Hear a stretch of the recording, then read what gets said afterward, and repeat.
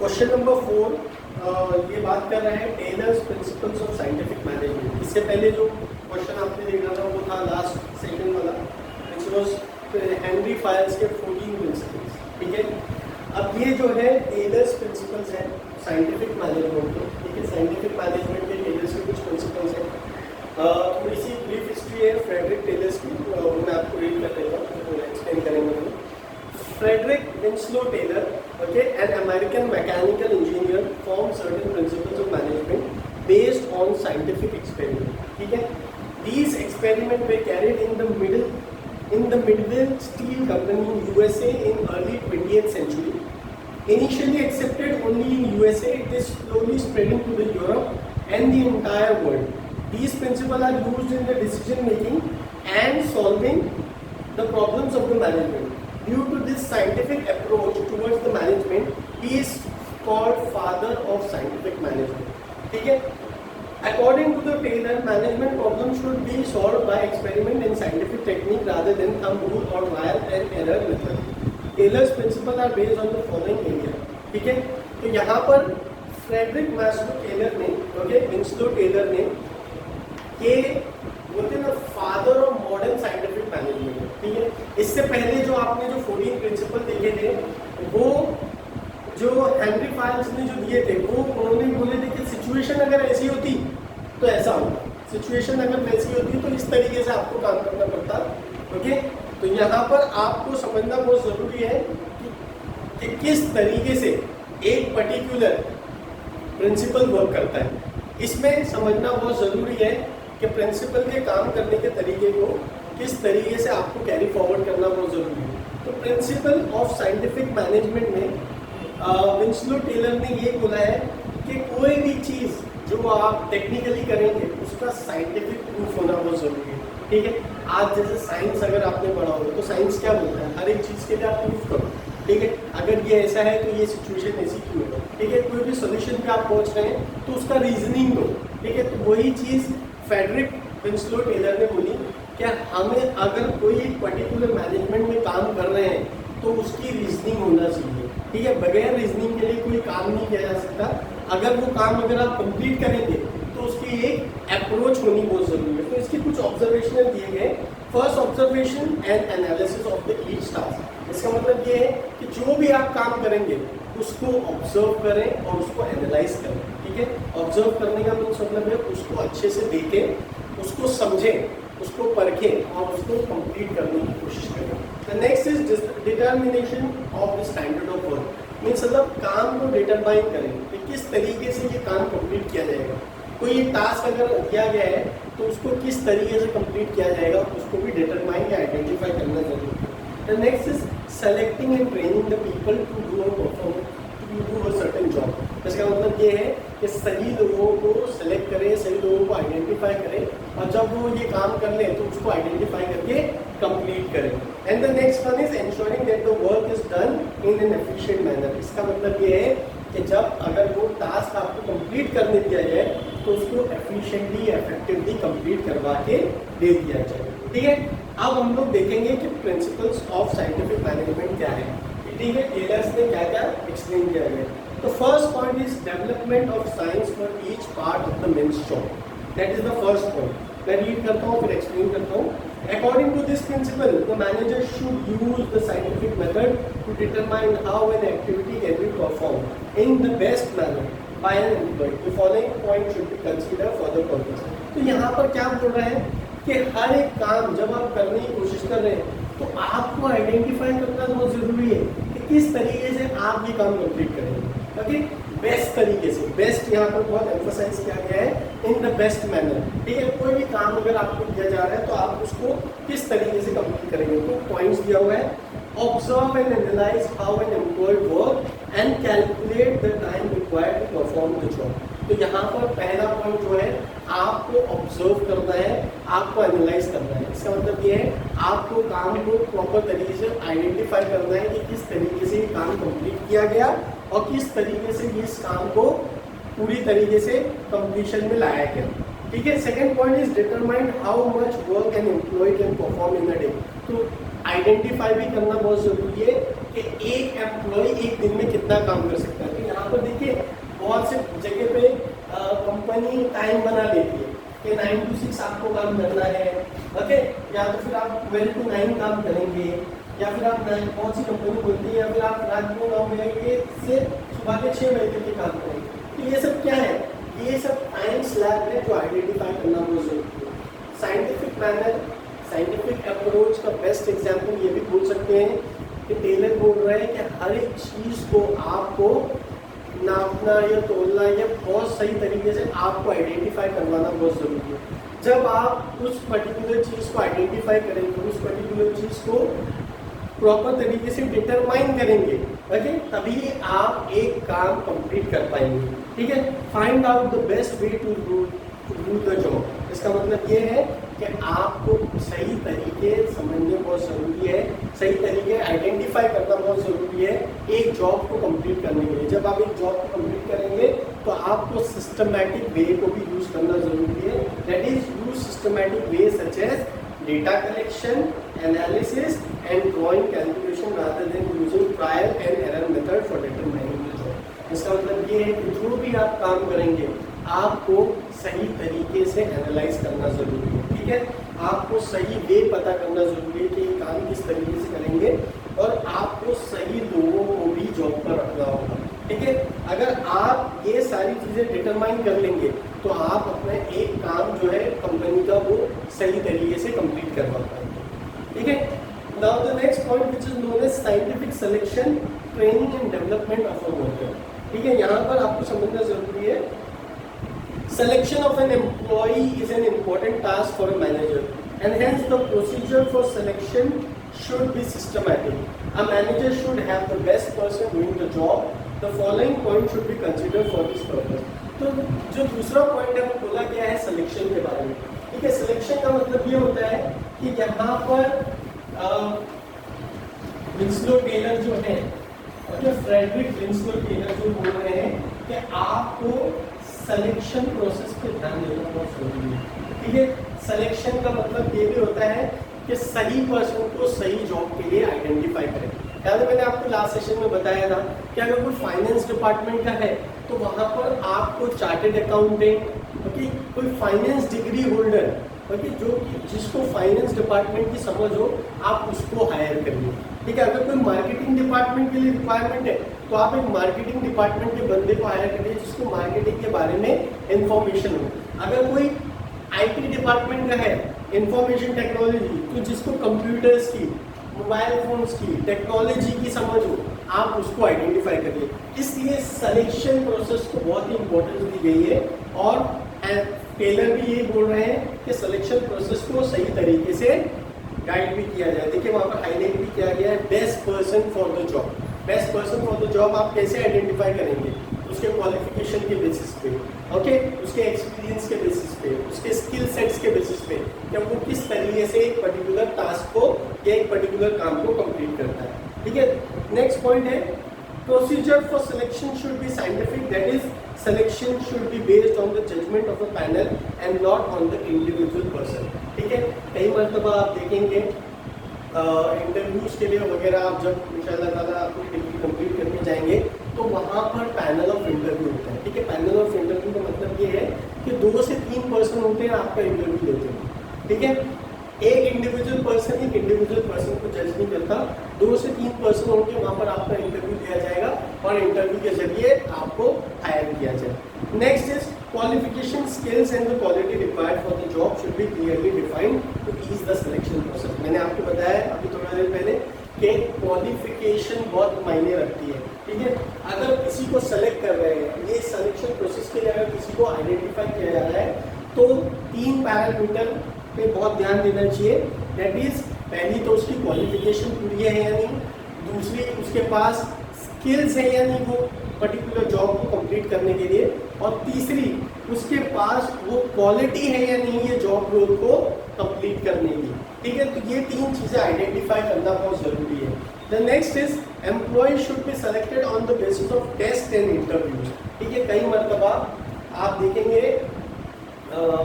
Job वगैरह के लिए अगर आप जाते हैं तो बहुत सारे टेस्ट लिए जाते हैं, बहुत सारे इंटरव्यू कंडक्ट किए जाते हैं। टेस्ट का मतलब ये है कि टाइपिंग टेस्ट हो गया, ठीक है, 1 मिनट में कितने वर्ड्स टाइप कर सकता है, ये टाइपिंग स्पीड टेस्ट दिया जाता है। कई मरतबा पैराग्राफ पैसेज सॉल्विंग दिया जाता है, ठीक है, और बहुत सारे जनरल नॉलेज क्वेश्चन दिए जाते हैं। तो ये क्यों दिया जाता है? एक पर्टिकुलर माइंड को आइडेंटिफाई करने के लिए एक पर्टिकुलर टेस्ट लिया जा रहा है कि समझने के लिए कि ये पर्टिकुलर पर्सन की एबिलिटी कितनी है, ओके, इसका परफॉर्मेंस कितना है, इसका कैपेबिलिटी कितनी है। तो ये सिलेक्शन प्रोसेस में बहुत मायने रखता है, ठीक है।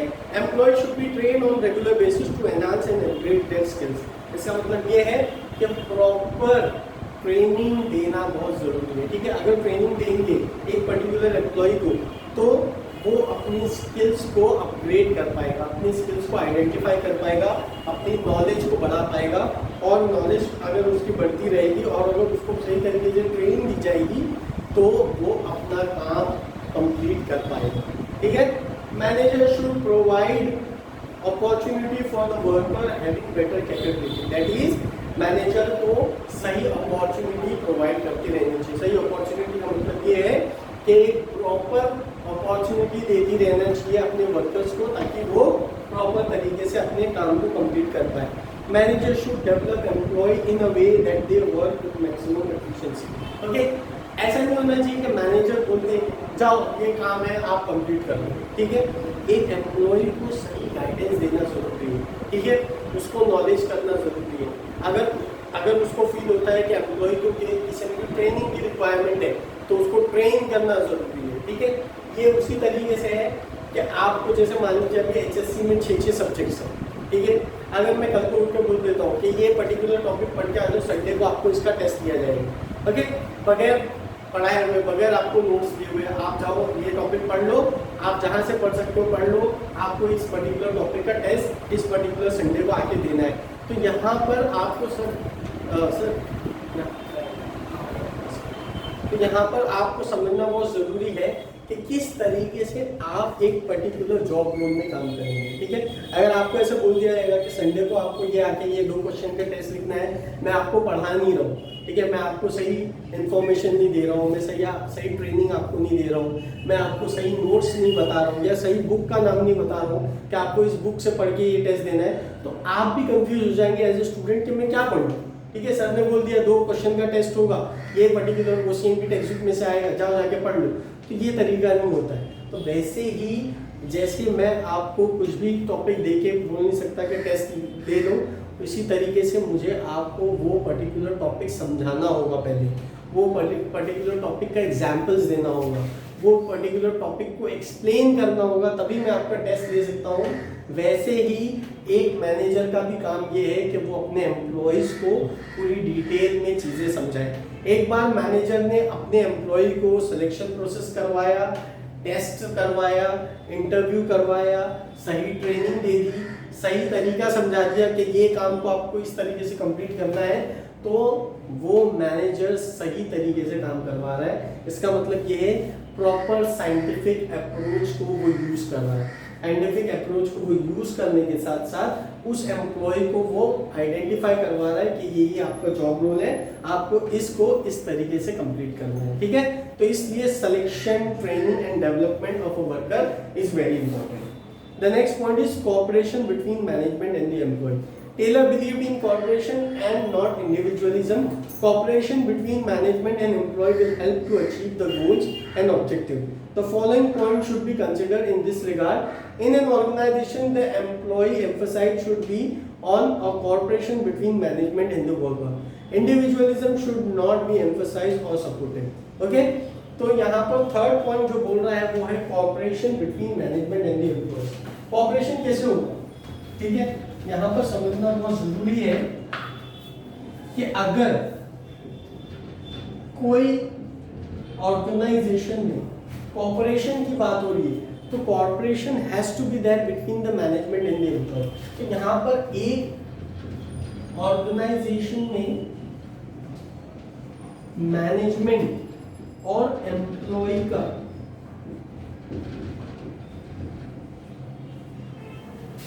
कॉर्पोरेशन बहुत अच्छा होना चाहिए, एक रिलेशनशिप बहुत अच्छा होना चाहिए, क्योंकि अगर ये दोनों मैनेजमेंट और एम्प्लॉय मिलके एक कोऑपरेटिव वे में काम करेंगे तो टास्क या फिर गोल जो है, जो आपने जो सेट किए हुए हैं, वो प्रॉपर तरीके से आप अचीव कर सकते हैं। ठीक है, अब ये कैसे आप अचीव करेंगे? There should be a proper cooperation, that is a team work एक होना जरूरी है between the management and the employee, क्योंकि कोई तरीके से इंडिविजुअलिज्म नहीं होना चाहिए। इंडिविजुअलिज्म का मतलब ये होता है कि मैनेजमेंट ये नहीं बोलते एम्प्लॉय हो आप, आपको हमने जॉब पे रखा है, अब आप ये काम कंप्लीट करके दे दो, नहीं, ऐसा नहीं होना चाहिए। एक हायरार्की होनी चाहिए। याद है मैंने आपको बताया था कि हर मैनेजमेंट काम करता है टॉप लेवल, मिडिल लेवल और लोअर लेवल के बेसिस पे, तो इस हायरार्की को फॉलो करना बहुत जरूरी है। ठीक है, टॉप लेवल मिडिल लेवल को बताया कि क्या काम करना, मिडिल लेवल लोअर लेवल को बताया। ये इस तरीके से आइडेंटिफाई होगा कि जब इंडिविजुअलिज्म नहीं होगा। इंडिविजुअलिज्म का मतलब ये अकेला होल सोल प्लेयर नहीं होगा। ये नहीं बोला जाएगा कि आप काम कर लो, आप काम करके दे दो, नहीं। ऐसा अगर बोला जाएगा कोई भी कंपनी में तो वो कंपनी ग्रो नहीं करेगी, उस कंपनी को काफी हर्डल्स फेस करने पड़ेंगे। Goal can be achieve only by the way of corporation between the management and the employ.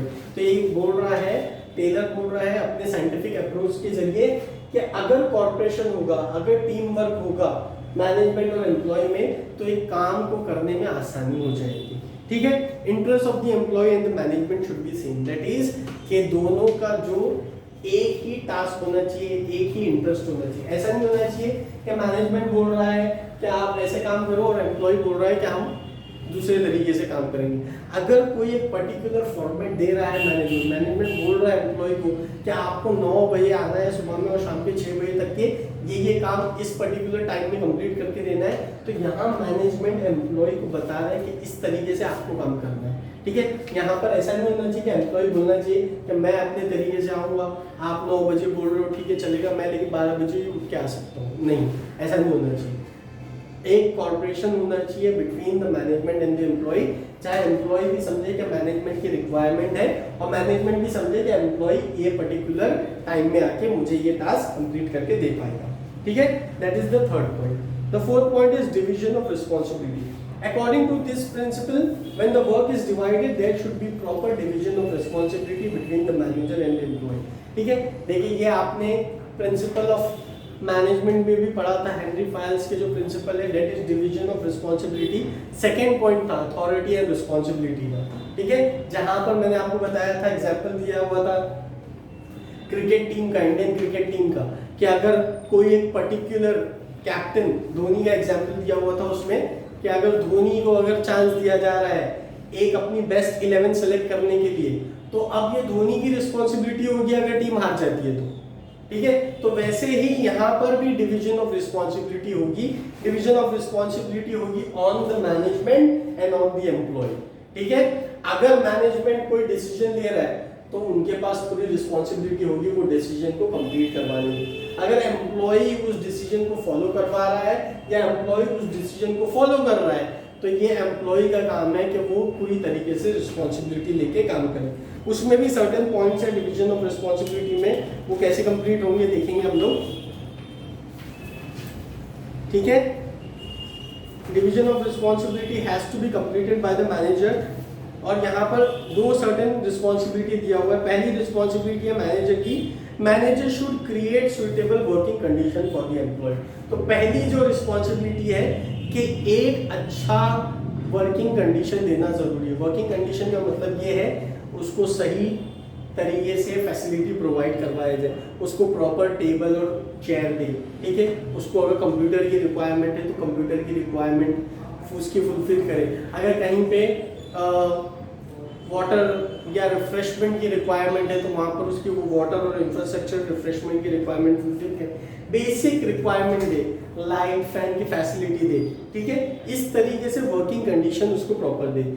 Should provide proper remuneration to the employ and motivate them, that is proper salary दे। ठीक है, time पे salary दे, उसको proper तरीके से पे out करे। Third point is solve all the problem systematically. हाँ, अगर वर्किंग कंडीशन और रेम्यूनरेशन के अलावा अगर कोई और चीज उसके सामने आ जाती है तो वो भी एक मैनेजर का काम है या एक मैनेजमेंट का काम है अपने एम्प्लॉय को फुलफिल करके देने के लिए। ठीक है, तो ये पहली रिस्पॉन्सिबिलिटी है 3 मैनेजर की। अब एम्प्लॉय की भी कुछ रिस्पॉन्सिबिलिटी हो जाती है। ऐसा नहीं होना चाहिए कि सिर्फ मैनेजमेंट ही रिस्पॉन्सिबल हो, बार बार एम्प्लॉय यही बोलते रहे अरे ये मैनेजमेंट ऐसा है, ये मैनेजमेंट से कुछ नहीं हो सकता, ये मैनेजमेंट ऐसा है, मैनेजमेंट नहीं। यहाँ पर एम्प्लॉय की भी कुछ जिम्मेदारी है जो एम्प्लॉय को फुलफिल करनी चाहिए, that is should work diligently and with devotion.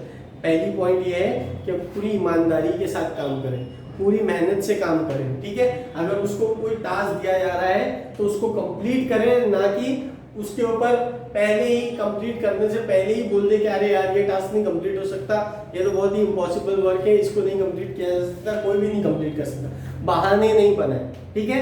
पहला जो पॉइंट है diligently work and with devotion.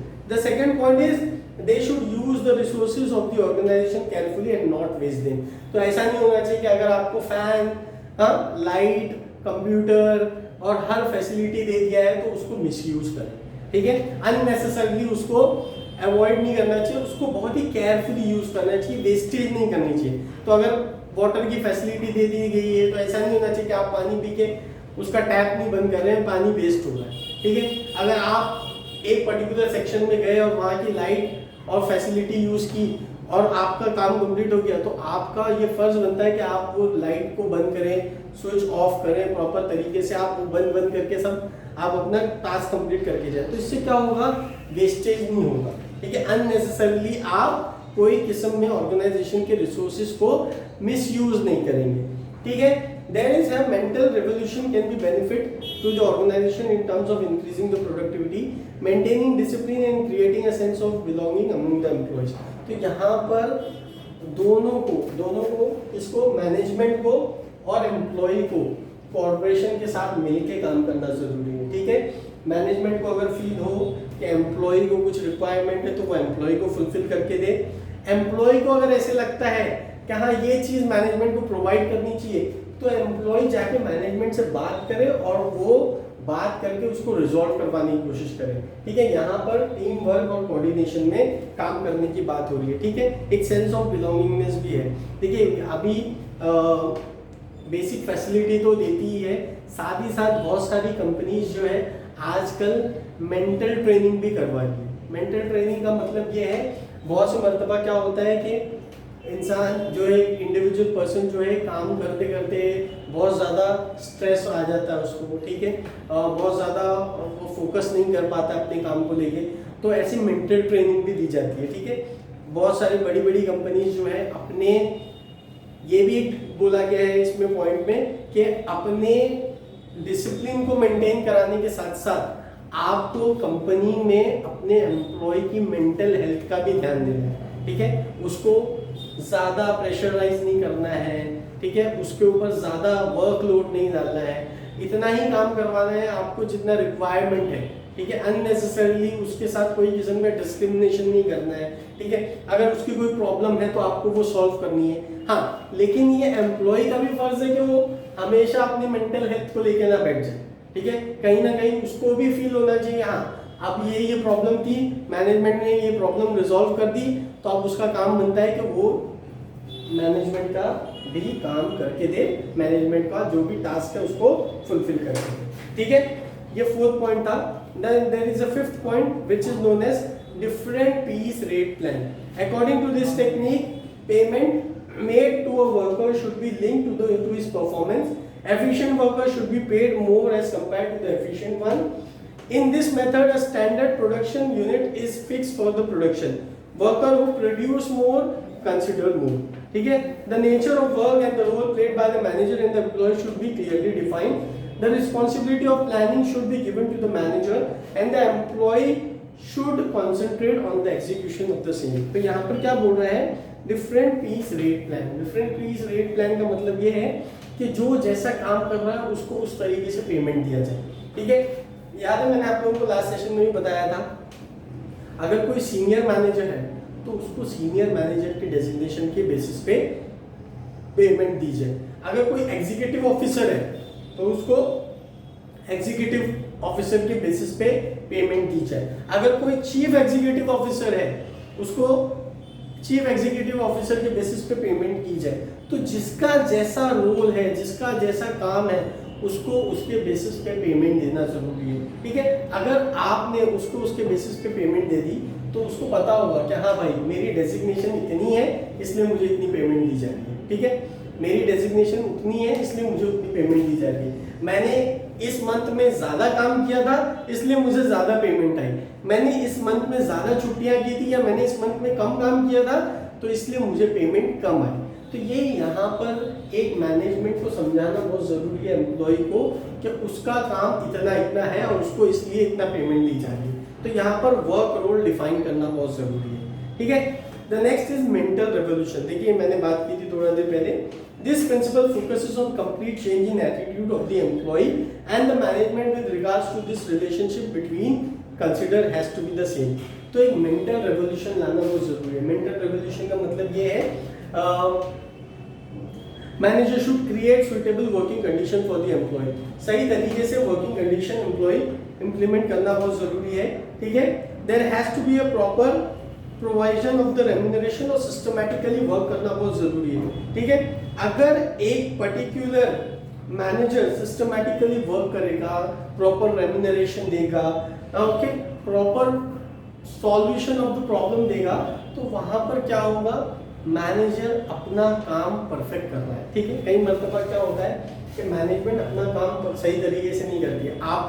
आपको जॉब पे रखा गया था, बोला गया था कि आपको एक पर्टिकुलर कैबिन दिया जाएगा, उस कैबिन में आपका लैपटॉप होगा, आपको वाईफाई की फैसिलिटी होगी, ठीक है। आपको कहीं बाहर ट्रैवल नहीं करना है, आपको वो कैबिन में या वो ऑफिस में बैठ के काम करना है। लेकिन जब आप ज्वाइन करते हो जॉब पे तो आपको बताया जाता है कि भाई इतना टाइम आपको नहीं रहना है, आपको थोड़ा टाइम फील्ड पे भी बिताना है, आपको फील्ड वर्क भी करना है। तो आप बोलते हो अरे जब मुझे जॉब पे रखा गया था, जब मुझे प्रॉमिस किया गया था जॉब पे, तो मेरे को जॉब रोल कुछ और बताया गया था, लेकिन आप मुझसे जॉब कुछ और करवाया जा रहा है। तो यहाँ पर मेंटल रेवोल्यूशन लाना बहुत जरूरी है। एक मैनेजर को बहुत सुइटेबल वर्किंग कंडीशन में काम करवा के लेना जरूरी है, ठीक है। एम्प्लॉइज का भी काम है कि उसको कोई किस्म की वेस्टेज नहीं करनी है, प्रॉपर डिसिप्लिन मेंटेन करना है और सेंस ऑफ बिलोंगिंगनेस बताना है। सेंस ऑफ बिलोंगिंगनेस का मतलब ये है कि एक एम्प्लॉय को ऐसा समझना है कि ये उसकी भी उतनी ही कंपनी, उसकी भी इतनी कंपनी है। का मतलब ये है कि ऐसा नहीं बन जाना चाहिए कि मैं मालिक हूँ इस कंपनी का, नहीं, उसको ये भी समझना चाहिए कि हाँ मैं एम्प्लॉय हूँ, मेरा अगर आज घर चल रहा है तो मैं इस एम्प्लॉय को समझना जरूरी है कि इस ऑर्गेनाइजेशन की वजह से चल रहा है। आज इस ऑर्गेनाइजेशन का प्रॉफिट हो रहा है, ये ऑर्गेनाइजेशन काम कर रही है, इस ऑर्गेनाइजेशन अर्न कर रही है, तो मेरा घर चल रहा है। तो यहाँ पर एक सेंस ऑफ बिलोंगिंगनेस भी बताना बहुत जरूरी है, जहाँ पर एक अपनापन बताना जरूरी है कि हाँ ये जॉब मुझे भी उतना ही प्यारा है जितना ये कंपनी आपको प्यारी है, ठीक है। तो इस तरीके से आपको एज एन एम्प्लॉय काम करना जरूरी है, ठीक है। कोई भी किस्म की मिसयूजिंग नहीं करनी है प्रोडक्ट या सर्विसेज की, आपको डिलीजेंटली वर्क करना बहुत जरूरी है, ठीक है। डिलीजेंटली का मतलब ये होता है आपको सही तरीके से काम करने आना चाहिए, पूरी ईमानदारी के साथ काम करने आना चाहिए। Point number 6 talks about maximum prosperity for the employee and the employer. That is, the aim of the scientific management is to give maximum prosperity to the employee. The following points are to be considered. Each employee should be given an opportunity to attain his highest efficiency. ठीक है, देखिए यहाँ पर ये बोल रहा है कि एक मैनेजमेंट जो है अपने एम्प्लॉय को पूरी फ्रीडम देना चाहिए उसकी मैक्सिमम एफिशिएंसी अटेन करने की, ठीक है। मैक्सिमम एफिशिएंसी का मतलब ये है उसकी पूरी क्षमता जो है, जिस तरीके से वो सामने अपनी अपॉर्चुनिटी दे पाएगा, ये किस तरीके से एक एम्प्लॉय अपना बेस्ट दे पाएगा, ये मैनेजमेंट को पूरी कोशिश करनी चाहिए अपने एम्प्लॉय को वो पर्टिकुलर प्लेटफॉर्म देने की, ठीक है। Employ should be given the best and produce maximum output, there should be proper utilization of the resources, employ and manager should be paid adequately. Again same point बोल रहा है कि पेमेंट प्रॉपर होनी चाहिए दोनों की, टीम वर्क में काम करना बहुत जरूरी है, ठीक है। प्रॉपर कोऑपरेशन के साथ काम करना जरूरी है और साथ ही साथ एक प्रॉपर एटमॉस्फेयर तैयार होना जरूरी है, ठीक है। प्रॉपर एटमॉस्फेयर तैयार होना जरूरी है का मतलब ये है कि सही तरीके से काम करने आना चाहिए। अगर एम्प्लॉय और एम्प्लॉयर, ओके, एम्प्लॉइज और एम्प्लॉयर, एम्प्लॉइज का मतलब ये होता है कि जो काम करने वाले हैं, एम्प्लॉयर का मतलब ये है कि जिसने आपको काम पे रखा है, दैट इज द मैनेजमेंट। ठीक है। अगर एक एम्प्लॉइज और एम्प्लॉयर के बीच में रिलेशनशिप अच्छा है, ओके, तो मैक्सिमम प्रॉस्पेरिटी होगी। प्रॉस्पेरिटी का मतलब ये है कि सही तरीके से दोनों मिलके काम कर पाएंगे, और जब एक मैनेजमेंट और एक एम्प्लॉय सही तरीके से काम कर पाएंगे तो आपका जो मेन जो टास्क है, मेन जो गोल है, वो आप अचीव कर पाएंगे। Thus the principle of scientific management is used as a technique and can work wonders for the organization। ठीक है, work wonder for the organization का मतलब ये है कि सही तरीके से काम करवा के लेना जरूरी है। अगर आपने सही तरीके से काम किया तो एक ऑर्गेनाइजेशन प्रॉस्पर करेगी, एक ऑर्गेनाइजेशन ग्रो करेगी, उसका जो टारगेट्स है वो अचीव होगा टाइम पे, उसको प्रॉफिट ज़्यादा होगा, उसकी यूटिलाइजेशन ऑफ द रिसोर्सेज अच्छी होगी और उसके वेस्टेजेस कम होंगे। वेस्टेजेस कम होंगे, ये पॉइंट में जो बताया गया था कि सही तरीके से उसको प्रॉस्पर किया जाएगा और बेस्ट पॉसिबल रिजल्ट्स मिलता चला जाएगा। देखिए, हर एक पर्टिकुलर क्वेश्चन के बाद एक स्मॉल रिकैप दिया हुआ है, ठीक है। आप उस स्मॉल रिकैप के ऊपर अगर ध्यान देंगे तो उसके मेन आइडेंटिफिकेशन पॉइंट्स दिए हुए हैं। देखिए, प्रिंसिपल्स ऑफ साइंटिफिक मैनेजमेंट में जो पॉइंट थे, 6 पॉइंट थे, उसके एम्स एंड ऑब्जेक्टिव्स के साथ साथ पॉइंट्स दिए हुए, तो वो पॉइंट्स पे अगर आप ध्यान देंगे तो आप ये पर्टिकुलर क्वेश्चन सॉल्व कर पाएंगे। ठीक है, तो that's and the question number 4। आपका क्वेश्चन नंबर 4 कंप्लीट हो जाता है।